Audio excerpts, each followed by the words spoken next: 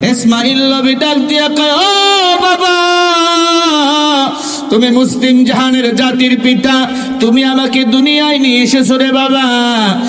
তুমি আল্লাহর পয়গম্বর, আমিও আল্লাহর পয়গম্বর।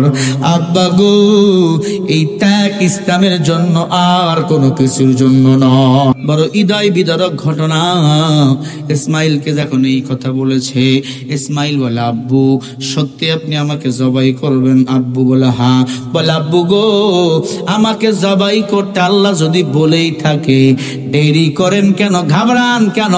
আমার হাত দুইটা শক্ত করে শিকল দিয়ে আপনি বাঁধেন, আমি যেন টানা ছিঁড়া করতে না পারি, আপনার গায়ে যেন আমার হাত না লাগে, আপনার সাথে যেন আমার বেয়াদবি না হয়।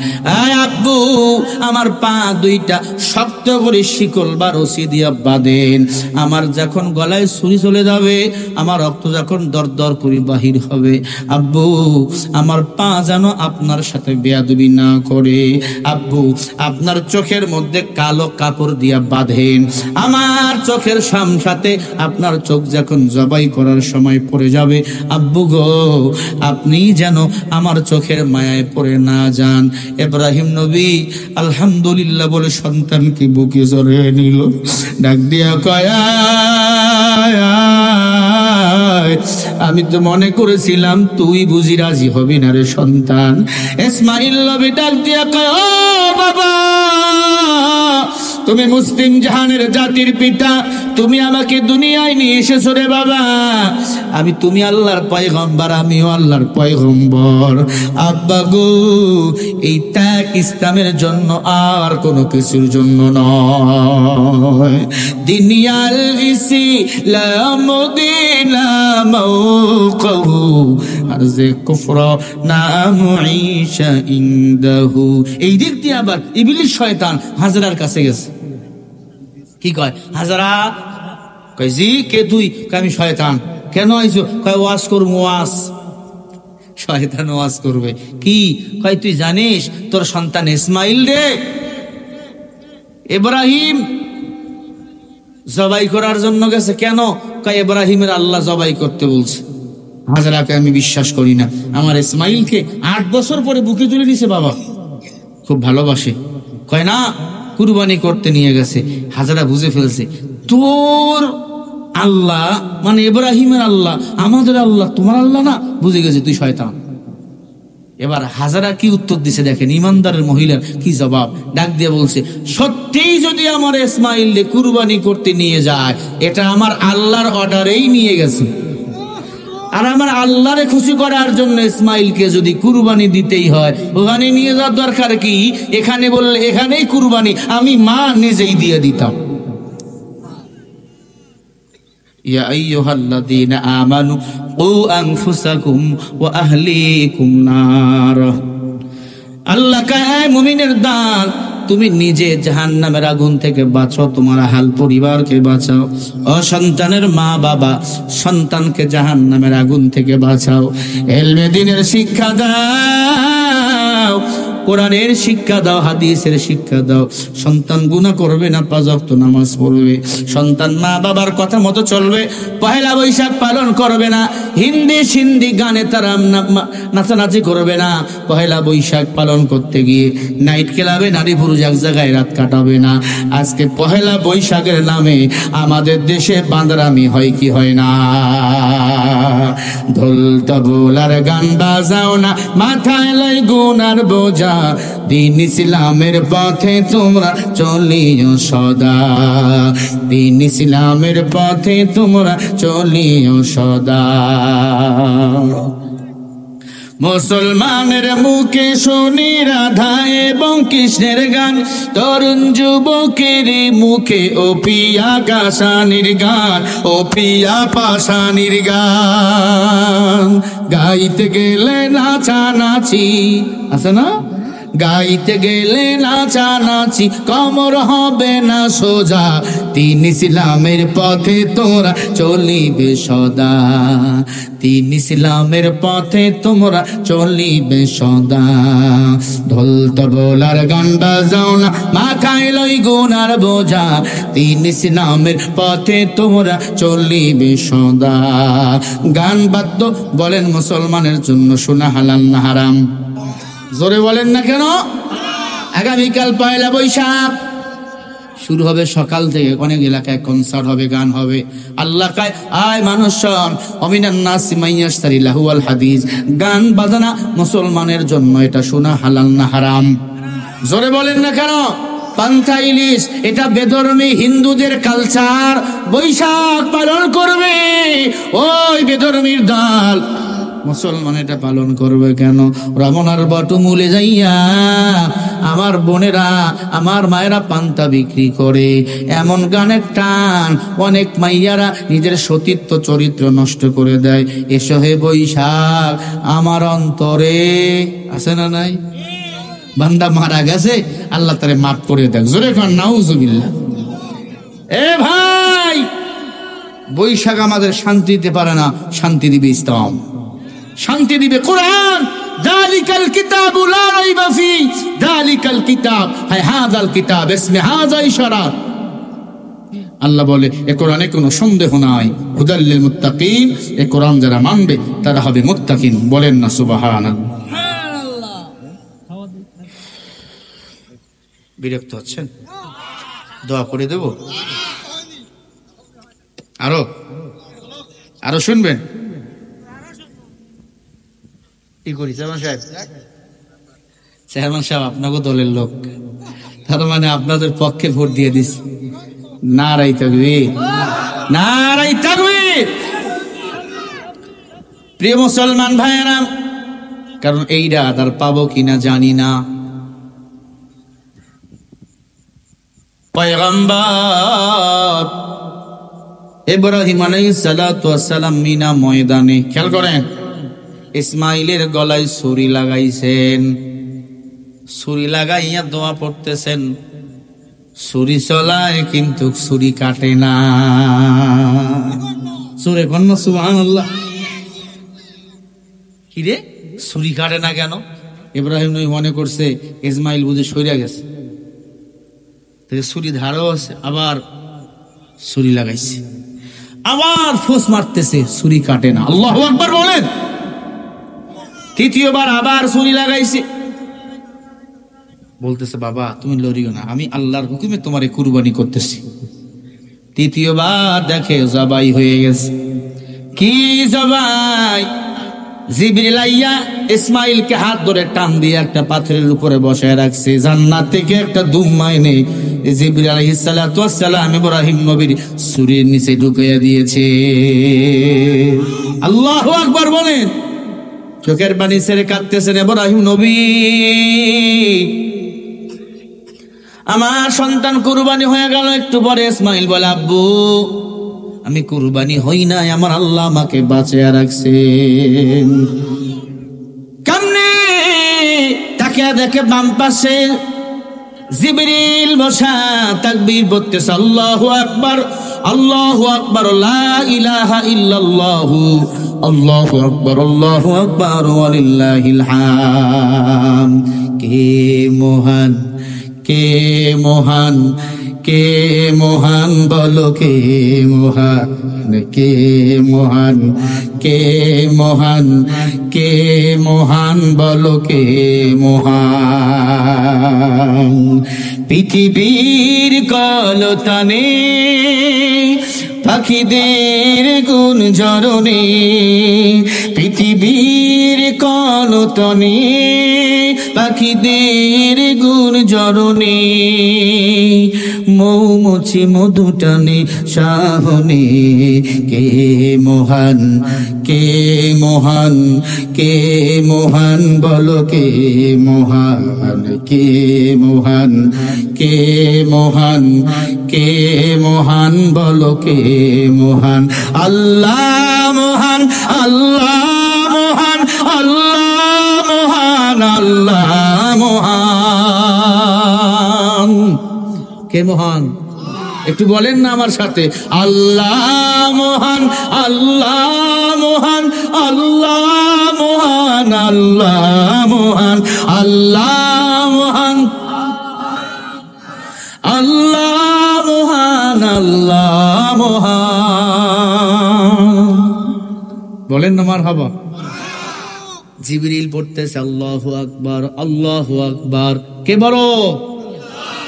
লা ইলাহা ইল্লাল্লাহ, আল্লাহ ছাড়া কেউ নাই।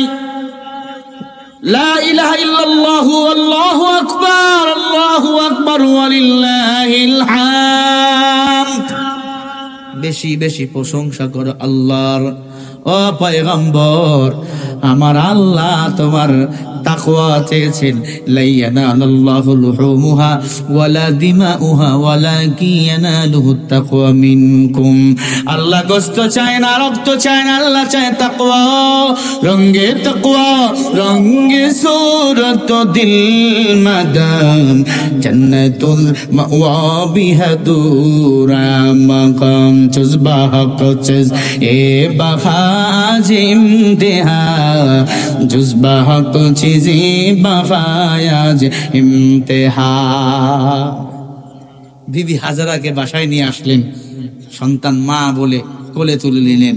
এবার ইসমাইলের বয়স যখন হলো 18 বছর, ইসমাইল রাজমিস্ত্রির কাজ করত। কিসের কাজ? জোরে কয় না। ইব্রাহিম নবী বৃদ্ধ হয়ে গেছে, 100 বছর বয়স, কাছাকাছি 98 বছর বয়স। ইব্রাহিম নবীকে আল্লাহ মেসেজ দিয়ে কয়, পয়গম্বর, আমি আল্লাহ এই বাইতুল্লাহর চতুর্থ আসমান রাখবো না, আমি আল্লাহ আবার বাইতুল্লাহর জায়গায় বাইতুল্লাহকে সেট করতে চাই। সুবহানাল্লাহ বলেন না। আল্লাহ মিস্ত্রিকে, আল্লাহ বলে মিস্ত্রি হবেন আপনি পয়গম্বর ইব্রাহিম। কে হবে জোগালি? কয় জোগালি হবে আপনার সন্তান ইসমাইল। সুবহানাল্লাহ বলবেন না। আল্লাহর ঘর বাইতুল্লাহ কেমনে নিয়ে আসলো? জিবরিল আমিন তার নূরের পাখা দিয়ে। কতগুলো নূরের পাখা ছিল জিবরিলের বলেন তো? হ্যাঁ, 600 নূরের পাখা। কত? 600 নূরের ডানা ছিল, পাখা ছিল। ডানা দিয়ে আল্লাহর ঘর বাইতুল্লাহকে প্রথম আসমানের দিকে নিয়ে আসতেছে। আল্লাহ পাক বলেন, পয়গম্বর, আল্লাহর ঘর বাইতুল্লাহ আপনি আবার নির্মাণ করেন, আমি আল্লাহ ছায়া বসায়া দেব, ওই ছায়ার মধ্যে আপনি আবার নতুন করে নির্মাণ করবেন। আল্লাহ নিচেরটা আমি নির্মাণ করব, কিন্তু উপরেরটা আমি কেমনে উঁচু করব? এত বাস পাবো কোথায়? এত সিঁড়ি পাবো কোথায়? আল্লাহ কয়, নবী, আমি ছোট্ট একটা পাথর দেখেন আপনার পাশে দিয়েছি, মাকামে ইব্রাহিম। আসেনি? হজ করতে যারা গেছেন দেখেন লোহার গ্রিল দিয়ে ঘিরানো ছোট্ট একটা পাথর। কি নাম? মাকামে। জোরে কর, মাকামে। ওখানে ইব্রাহিম নবীর পায়ের ছাপ এখনো লাগা। নবীদের পা গুলো ছিল বড় বড়। মারহাবা বলেন না। নিজের চোখে দেখেছি, আল্লাহর কসম, পাথর দুইটা এত সুন্দর। কেমনে সেট করলো আল্লাহর ঘর বাইতুল্লাহ? আল্লাহ একটা ছায়া পাঠাইলেন ফেরেশতা দিয়ে। সুবহানাল্লাহ বলে না। নবী বলে, আল্লাহ কেমনে লাগামু? কয়, যেই জায়গায় ছায়া, আমি আল্লাহ চতুর্থ আসমান থেকে আমি আল্লাহর ঘর বাইতুল্লাহ খানায় কাওয়া, ওই জায়গার মধ্যে ছায়াটা বসিয়ে দিলাম। আপনি ওই জায়গায় বালু দেন আর ইটা দিয়া পরিষ্কার করে দেন, আমি আল্লাহ জান্নাতি টইটুম্বর নিয়ামত আমি আল্লাহ মাঝখানে বসিয়ে দেব। যেই জায়গায় ছায়া সেই জায়গায় ইব্রাহিম নবী শুধু কাদা লাগায়। উপরে কেমনে উঠবে? মাকাম ইব্রাহিম, এই পাথরটার মধ্যে ইব্রাহিম নবী দাঁড়ালে ওটা এমনি আস্তে আস্তে ওই যে বড় বড় শপিং মল বিল্ডিং এ আসে না? কি কন চলে বলে?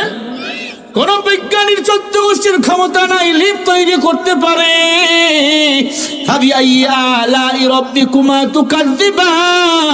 আল্লাহ কাই তুই কোন নিয়ামতকে অস্বীকার করবি? যেদিকে তাকাবি সব আল্লাহর নিয়ামত। বাতাস কার নিয়ামত, চন্দ্র কার নিয়ামত, সূর্য তারকারাজি কার নিয়ামত, এই জমিনটা কার নিয়ামত বল। ও মানুষ, যেদিকে তাকাবে আনা রাব্বুকুমুল আলা, আমি রবের নিয়ামত। তাকায়া দেখ, আঙ্গুলি হাতের 5টা, সব আঙ্গুলগুলো ব্যতিক্রমী আলাদা। তাকায়া দেখ আল্লাহ চক্ষুগুলা কত সুন্দর করে দিয়েছে। এক একটা চক্ষুর মধ্যে আল্লাহ পাক 19,000 লক্ষ তার সেট করে দিয়েছে। আবার এই 19 লক্ষ হাজার তারের মধ্যে 19 কোটি ক্যামেরা আল্লাহ সেট করে দিয়েছেন দেখার জন্য। আল্লাহু আকবার বলবেন না? ও আল্লাহর বান্দা, ওই ছায়ার মধ্যে ইব্রাহিম নবী দাঁড়াইয়া দাঁড়াইয়া ইব্রাহিম নবী বলে আমি শুধু ভেসে আছি, আমাকে উপরে তুলতেছে। পুরা ঘর ক্লিয়ার হয়ে গেল। ইব্রাহিম নবী কি আল্লাহ এবার বলে ও নবী আপনি এবার এলান করেন। কেমনে? এত নিচু জায়গায় এলান করবো, কে শুনবে? খেয়াল করেন। আল্লাহ এবার কয় ইব্রাহিম আপনি উহুদ পাহাড়ে চলে যান। পৃথিবীতে বড় পাহাড় কোনটি? জোরে কয় না, আরো জোরে। উহুদ পাহাড়ে যান, ওখানে গিয়ে এলান করেন আল্লাহুম্মা লাব্বাইক লাব্বাইক লা শারীকা লাকা লাব্বাইক ইন্নাল হামদা ওয়ান নি'মাতা লাকা ওয়াল মুলক লা শারীকা লাক। নবী আপনি শুধু এলান করবেন, খেয়াল করেন, আপনি শুধু এলান করবেন আমি আল্লাহ সব বনি আদম সন্তানের কানে পৌঁছায়া দেব। যার কানে যতবার এই তাকবীর পৌঁছবে ততবার সে আমি আল্লাহর ঘরে এসে হজ করবে। সুবহানাল্লাহ বলে না? তার মানে যে যতবার হজ করবে তার কানে ততবার তাকবীরটা পৌঁছায় দিয়েছে কে? আল্লাহ। ইব্রাহিম নবীকে আল্লাহ ডান দিকে, শুধু সোজা বললে হবে, আপনি ডান দিকে বলবেন, মুখ ঘুরাবেন, বাম দিকেও বলবেন। মারহাবা বলেন। এজন্য হাইয়া আলাস সালাহ মুখ ঘুরায়নি, হাইয়া আলাল ফালাহ মুখ ঘুরায়নি। এটা পয়গম্বর ইব্রাহিমের সুন্নত। মারহাবা। ইব্রাহিম নবী চতুর্দিকে মুখ ঘুরাইয়া ঘুরাইয়া ওই হজের তাকবীর দিয়েছেন। আল্লাহ আজানের ভিতরে তাকবীর ঢুকে দিয়েছে। যার কানে যতবার হজের তাকবীর গিয়েছে আল্লাহ তাকে ততবার হজ করতে নিয়ে যাবে। আল্লাহু আকবার জোরে বলেন। ও মুসলমান, ইব্রাহিম নবীকে নবীর দ্বারা আল্লাহ পাক জিবরিলের মাধ্যমে চতুর্থ আসমান থেকে ইব্রাহিম আপনার ইসমাইলের বয়স যখন 18 বছর, আল্লাহ চতুর্থ আসমান থেকে আবার ওই বাইতুল্লাহকে দুনিয়াতে নিয়ে এসে সেট করে দিয়েছেন। আর মক্কা মদিনায় ভারী কোনো বৃষ্টি হবে না, অধিক বন্যা প্লাবন হবে না, ভূমিকম্প হবে না। মক্কা মদিনায় পাহাড় কম না বেশি? আমি দেখেছি শুধু পাহাড় আর পাহাড়, পাহাড়ের উপর 10 তলা বাড়ি। মনে মনে চিন্তা করলাম একটু ভূমিকম্প হলে যদি ভেঙে যায়, ওমা কোরআন শরীফ খুলে দেখলাম আলাম নাজআলিল আরদা মিহাদা ওয়াল জিবালা আওতাদা ওয়া খালাকনাকুম আসওয়াজা। এই মানুষ, দুনিয়া কিয়ামতের আগে ওই সৌদি আরবে মক্কা মদিনায় ভূমিকম্প কখনো হবে না। একবার ভূমিকম্প হবে মক্কা মদিনায়, তখন সব পাহাড় পর্বতগুলো সমান বানাইয়া দিবেন কে? ইজা সুলসিলাতিল আরদু সিলসালাহা ওয়া আখরাজাতিল আরদু আসকালাহা ওয়া ক্বালাল ইনসানু মা লাহা। ওই দিন সব মানুষগুলো কবর থেকে উঠবে ল্যাংটা হইয়া, মাথাটা নিচে, পাগুলো হবে উপরে, সবাই উলঙ্গ হইয়া উঠবো, কেউ কারো দিক তাকাবো না, সবাই দৌড়াবো আল্লাহর ঘরখানায় কাবার দিকে। হাসরের ময়দান হবে আরাফার মাঠ। আল্লাহ ওই জায়গায় সিংহাসন বসাবে, ওয়াসিয়া কুরসি ইউহুস সামাওয়াতি ওয়াল আরদ। ওই জায়গায় আল্লাহ পাক বসবেন, কাহার রূপ ধারণ করবেন, কেউ কারো দিক তাকাবে না, ভয়ে থরথর থরথর করে কাঁপবে। নারী থাকবে উলঙ্গ, পুরুষ থাকবে উলঙ্গ, সবাই থাকবে উলঙ্গ, কারো চেহারার দিকে কেউ তাকার পার সুযোগ থাকবে না, ভয়ে ভয়ে। ওই দিন আল্লাহ পাকের মুমিন বান্দা যারা হবে গো, আল্লাহ তাদেরকে আরো আজিমের ছায়ার নিচে ছায়া দিয়ে জান্নাতের মেহমান বানিয়ে দিবেন।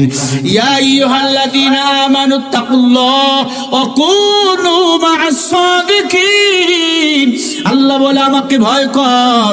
ওয়া কুনু মা'আস সাদিকিন, মুজারির সিগা, সব সময় সত্যবাদীকে বন্ধু বানাও। আসল কবার মানুষ, আল্লাহর ভয় দিলের মধ্যে ঢোকাবো, সত্যবাদী বান্দাকে বন্ধু বানাবো। কারা কারা আছেন হাত উঁচু করে দেখার। নারে তাকবীর, আল্লাহ গো নামাজ ছাড়বো না, বলে না আমিন। বেপরদায় চলবো না, দাড়ি কাটবো না, মা বাবারে কষ্ট দেব না, আপন জনকে ঠগাবো না, আত্মীয়তার সম্পর্ক ছিন্ন করবো না, মজবুত করো। আল্লাহ তৌফিক দান করো, বলেন আমিন। ওমন রমজানে রই রোজার শেষে এলো খুশির ঈদ, আপনাকে আজ বিলিয়ে দি সব আসমানি তাগিদ। তোর ভুলে যা তোর দোস্ত দুশ্মন, হাত মিলাও হাতে, তোর প্রেম দিয়ে আজ গড়িয়ে তোলো ভাঙা ঈদে নিদ। রমজানে রই রোজার শেষে এলো খুশির ঈদ, তুই পড়বি ঈদের নামাজ রে মন সেই গাহে, যেই ময়দানেতে গাজী মুসলিম হয়েছে শহীদ। রমজানে রই রোজার শেষে এলো খুশির ঈদ।